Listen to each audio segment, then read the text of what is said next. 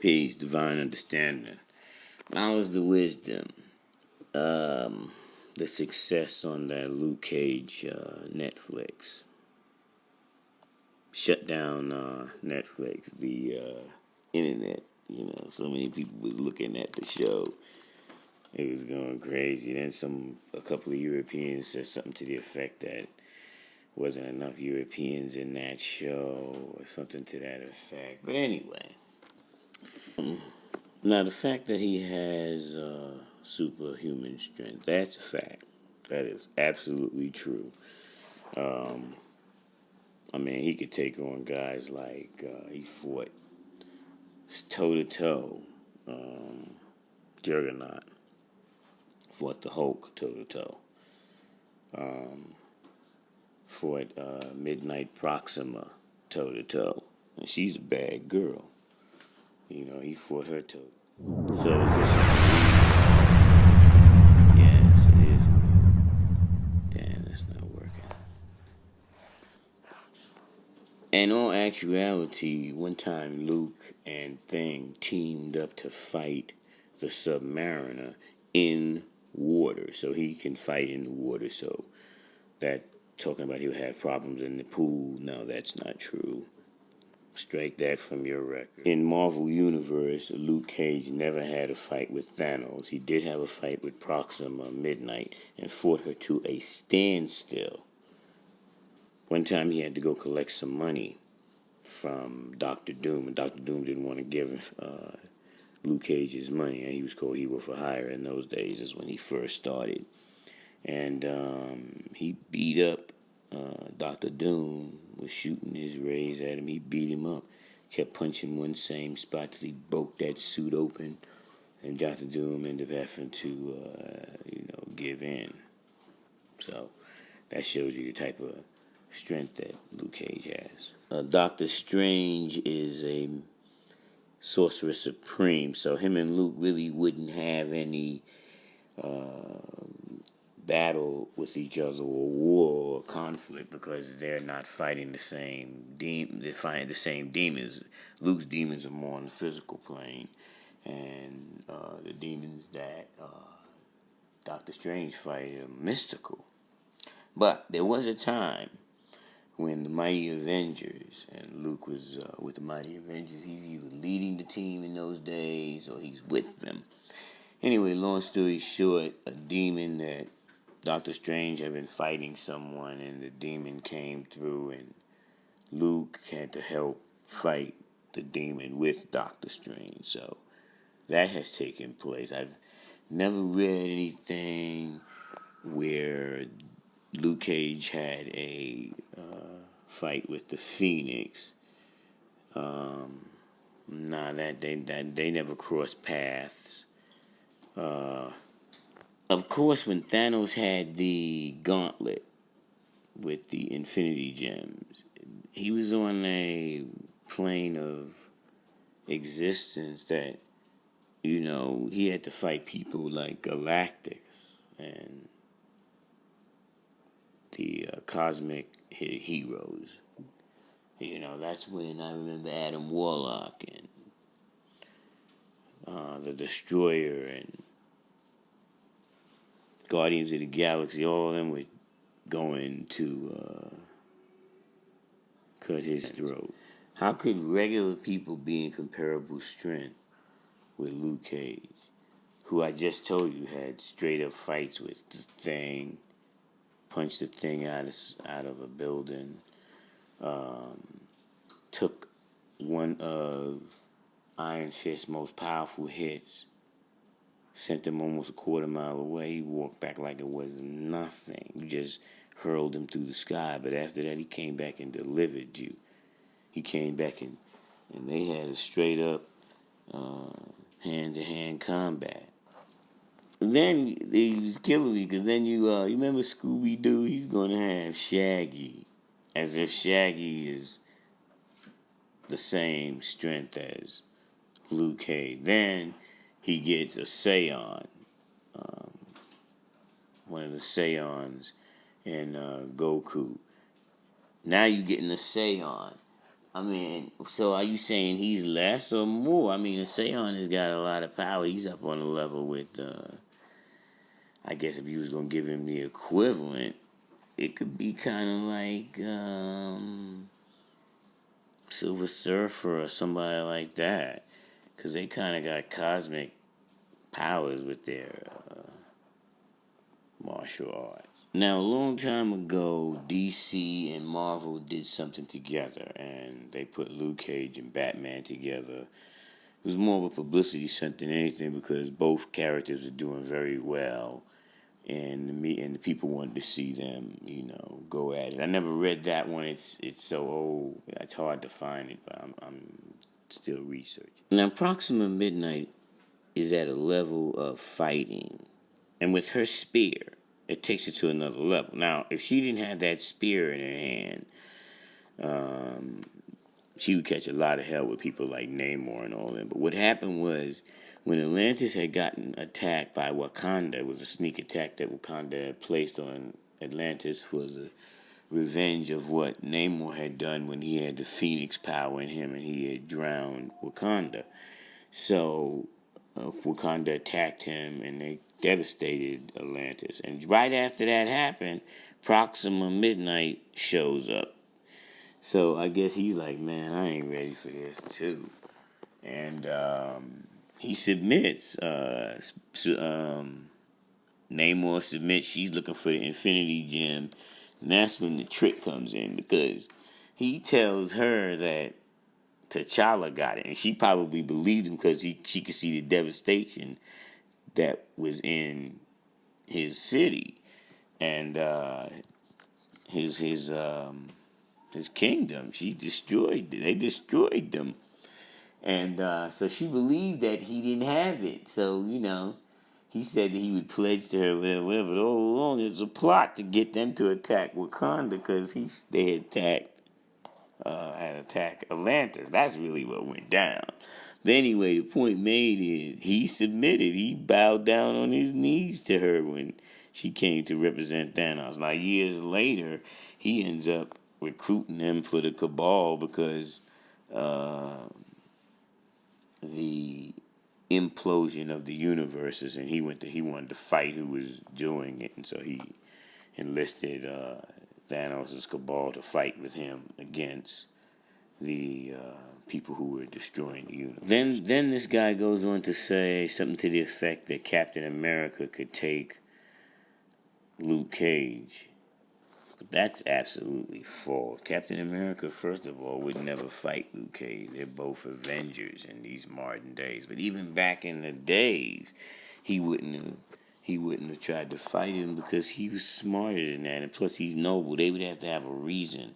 He wouldn't have a reason. So they never have had a fight in the comic book of Marvel's world. But if you wanted to cross-reference things to show and prove that he couldn't take Luke Cage, one, if you go back and you reference Spider-Man, when the Falcon was chasing Spider-Man, he wanted to capture Spider-Man.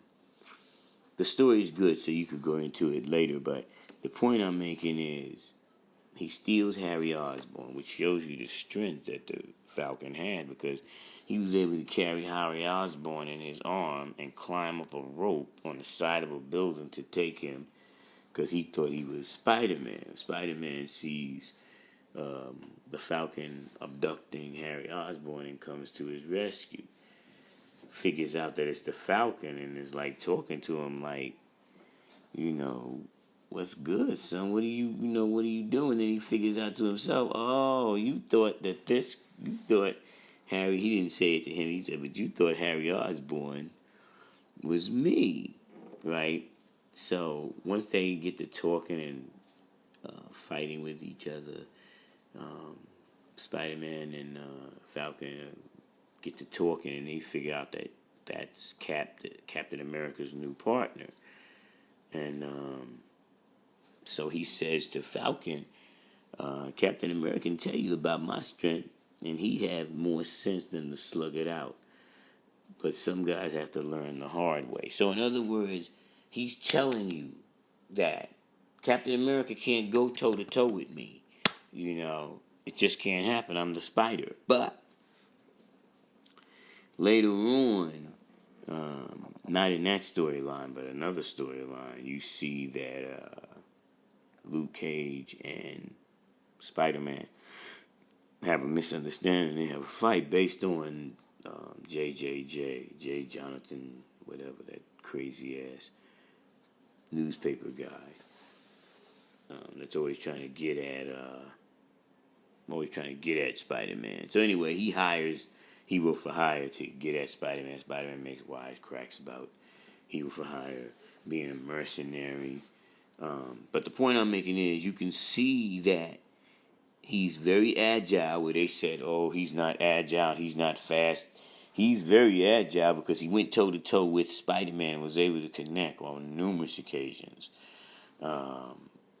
Even Spider-Man himself, who is not a slouch. If anybody knows the power of fact finders, y'all know Spider-Man's power. Spider-Man is a pretty strong cat. Like, he's just not no slouch. So even he, when he was fighting Luke Cage, was surprised at the speed and the agility that Luke Cage had, because he said, wow, you got to be at least 300 and better. You know, he weighs more now than he did when he first started. He was like 300. But his strength has increased since those days of fighting Spider-Man. And now he weighs about 420 something pounds. Yeah, I'm going to give you a clip on that, let you see just how, heavy this cat is, how agile he is. So you see him doing things like snatching Spider-Man by the legs, slapping him back, punching him, connecting. You hear Spider-Man saying things to the effect that, one of the stories he says, Cage isn't my enemy. He's just trying to do a job. And we're too evenly matched for either of us to really win. Now, you see, that tells you right there. Now, he didn't say he was evenly matched with Captain America, but he did say that he was evenly matched with Luke Cage. Peace. Now, later on, you hear him say to the effect, you hear Luke say to him, nice mask, man, right, nice. Duck that one real well, so they're fighting. So you can see Spider-Man does have that agility, to duck, but he was getting connected. They were actually having a good fight. And he says to Spider-Man, I'm going to catch you with this next one. So Spider-Man says, that's what I'm afraid of, Cage. It's just a matter of time before one of us gets killed. So he's like trying to say, I'm not going to let this happen. So that shows you right there, even he knows that Cage is capable of killing him, right? And he doesn't have the same healing factor that Cage has, even though he does, not the same type, because Cage's healing factor is not like Wolverine's. It's not a mutant healing factor.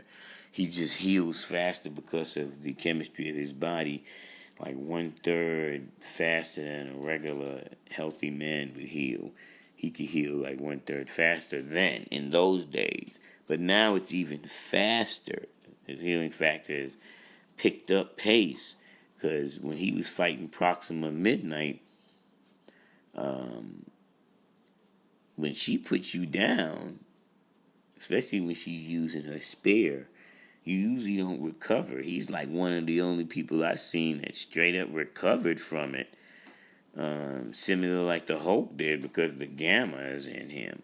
So he recovers like that from damage. So all that other stuff about Wolverine going to run through him, I don't think so. He might get a couple of slashes off and cut him, but he's going to connect, because Wolverine is not as agile as Spider-Man, and he was able to, put damage on Spider-Man, and he can't fight martial arts better than Iron Fist, and he was able to put hands on Iron Fist. So, and take Iron Fist as his best punch. So, yeah, Wolverine's going to get a couple of slashes, but he's going to punch him into the Hudson River. And now he's going to have to try to swim back. Yes, sir. He did have a toe-to-toe fight with the Rhino, because at one time,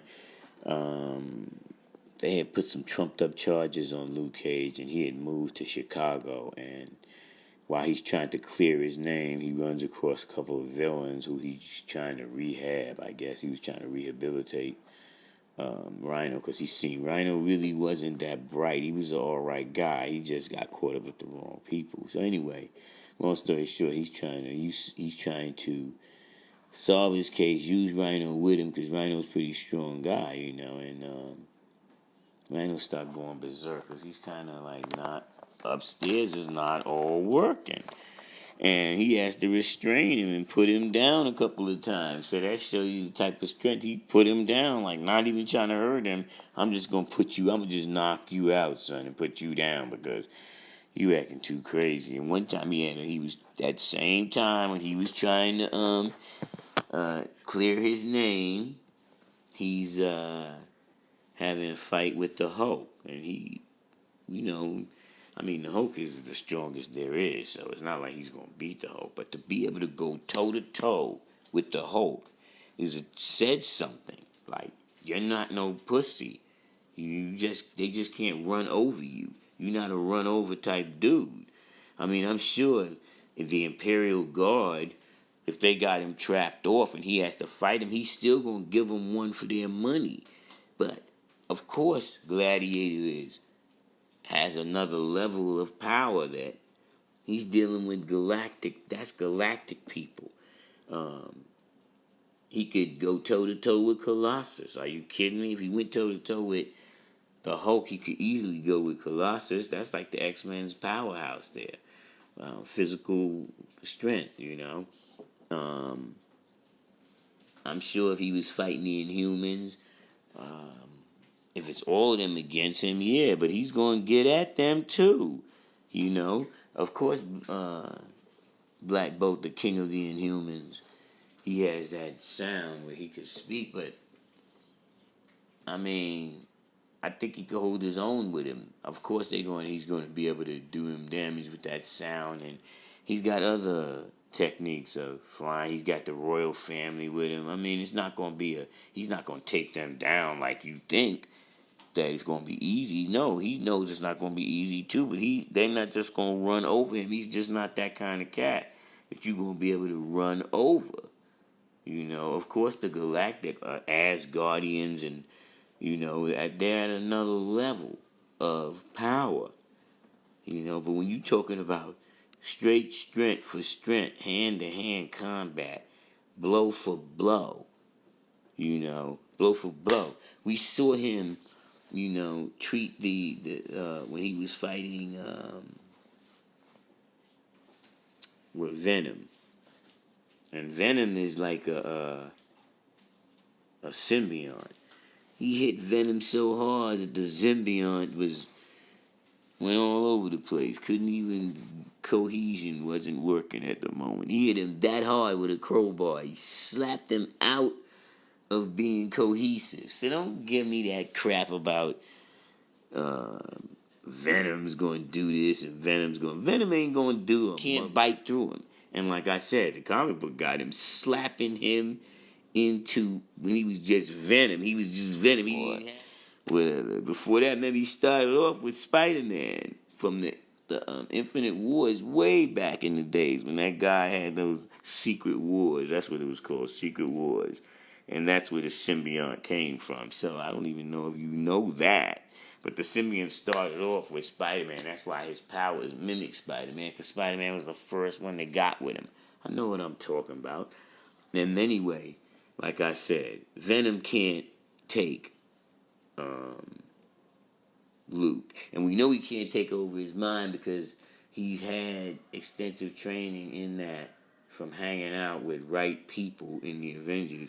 And plus his will, his indomitable will is hard to take him over now. Like in these modern days, you ain't just taking over his mind that easy. You gotta be a formidable, like Dr. Xavier or something like that. One time, Luke Cage was fighting the Wrecking Crew. Now, if you know anything about the Wrecking Crew, they like a spin-off power from an Asgardian magic. So They're formidable, and he took them on. You feel me? They couldn't handle him. Right, right. He was talking about Punisher too. So, you seriously think that the Punisher can take Luke Cage? Come on, man, you killing me.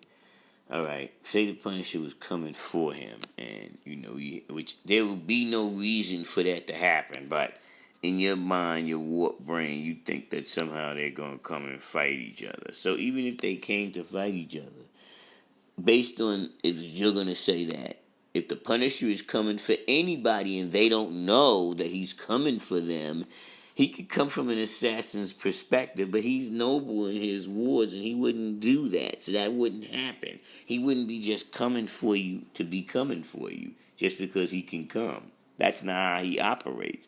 He would be coming because you were doing some old mafia type shit, and he's coming to let you know it ain't happening. But Luke and him don't have that kind of rapport. The few times that he did have it come close to getting near Harlem and having that kind of problem, um, I remember that he had to fight with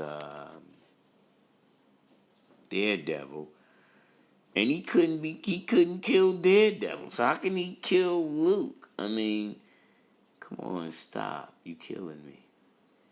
I remember one time he is known to have a great arsenal. One time he was trying to do something, whatever he was doing.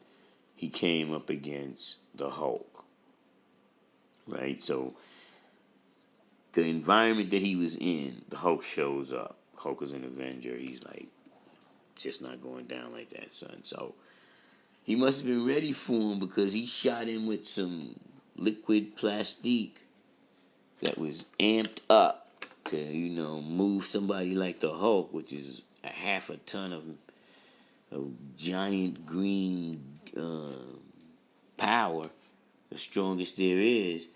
And, the Hulk is looking at him like, you really think this is going to hurt me? And he says, no, but this might, he detonates it. So you see the Hulk flying out. But that shows you how, that didn't kill the Hulk. That didn't do nothing but move him. You move these people like Luke Cage. Luke Cage fought toe-to-toe with Prince Namor, the Submariner, who's fought the Hulk and the Thing and all of them. He fought toe-to-toe with him underwater. Him and the Thing was jumping Namor, which kind of gave them a little edge because they're both pretty strong. And so they had to, eventually he going to take you out because you're underwater. There's no way you can defeat him there, but I'm just showing you how powerful he is. Like he said, Luke Cage, yeah, Danny and him are major close friends. The chemistry of the two of them working together did well in the comic book era of when it was Luke Cage and Iron Fist. And they went on to be friends for a long time in the storyline. And every once in a while they would have their little bouts, but it wouldn't be them really trying to hurt each other. It would be them trying to fight each other so the other one could go do something that the other one didn't want them to go alone and do. So one time him and Danny had a fight and he put him down. Of course, Danny is more acrobatic on his Wing Chun and his martial arts from Kowloon, and but he knows that he can't go toe to toe with Luke. You're gonna have to use your jumping ability and things of that nature. But Luke, being from the streets and cunning, he was able to catch Iron Fist off guard and knock them out. Son laid him down. And once he did that, if he wanted to own him, he could have owned him. But that's his boy.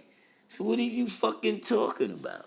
That's his boy. So he just went to go do what it is he went to go do. But they had a good fight. He had a fight with Misty Knight, her bionic arm then. But she couldn't take him. I mean, she did what she had to do, but she couldn't take him. That's why I'm saying that's when he was fighting her. That's when Iron Fist shows up because they came both together. That's when he punched him so hard he like flew through the building, through the wall, across the street into another building, brought the whole brownstone down on himself, and he still walked out of that with just his shirt tore off and came and brang it. Do you think if it was the other way around, that Iron Fist got hit like that and went flying, he wouldn't even break up a building? He'd have to hit it with his cheek, because if he hit it with just his body, his body is not strong like that. It's not durable that way. That's not the kind of hero he is. He doesn't take punishment like that. Oh, I just saw a little diss. I was saying that before, that I think he was trying to be kind of condescending, because he would be doing some condescending things like put little captions under there that Captain America can spell. He's like, oh, Captain America has his advantages over Luke Cage. He can spell. What kind of slick shit talk is that? Then he also tried to slip some other Sodom and Gomorrah type manifestation treatment on the Captain and Bucky. Like, are you serious? They was homies, son. They was real dudes, son. They had chicks and shit. Why don't you stop? Now he's trying to play himself and bring up some criminal past on Luke Cage. You're an idiot to even say some dumb shit. We all know he was framed. Twice they had framed him, and twice he got exonerated. So that's not legitimate. So still, Punisher wouldn't be coming to look for him for that. But if they did go toe, he couldn't take him, because if Luke was looking for him, he was an investigator too, and he's an Avenger now. He's an Avenger. Avengers Assemble. He was with the Mighty Avengers. He was with Blue Marvel's son. The Punisher's not even in his league.